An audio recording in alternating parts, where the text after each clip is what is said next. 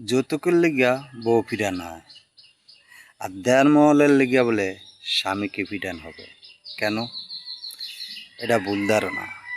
আপনার নাবালক যখন সাবালক হয়েছেন, আপনার গার্জিয়ান তাড়াহুড়া করে, ছেলের গার্জিয়ানও তাড়াহুড়া করে।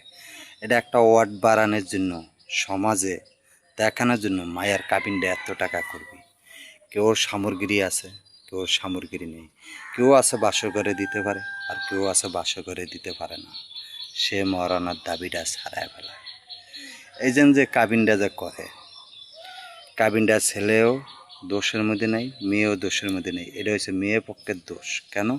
মেয়ে পক্ষে চায় যত কাবিন করতাম তত শক্ত হবে, আমার মায়াকে ভালো জানবে। এটা ভুল ধারণা। কেন?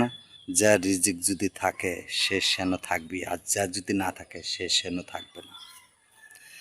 আপনারা যে এই যে কাবিনটা যে করেন সমাজে ফুটানোর জন্য, আরে বোঝেন না যাওয়ার সামগ্রী কদ্দুরা চায় কদ্দুর দিতে পারবে।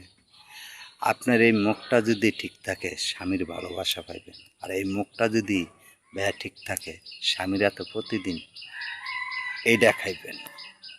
কিন্তু স্বামীদেরকে ভালোবাসা দেন, স্বামীরা আপনাদেরকে ভালোবাসা দিব। আপনারা স্বামীদেরকে ভালোবাসা দিবেন না, স্বামীদের ভালোবাসা কন্তন পাইবেন, এইটা দিয়া পাইবেন। কথাটা যে ঢোকে মগজে।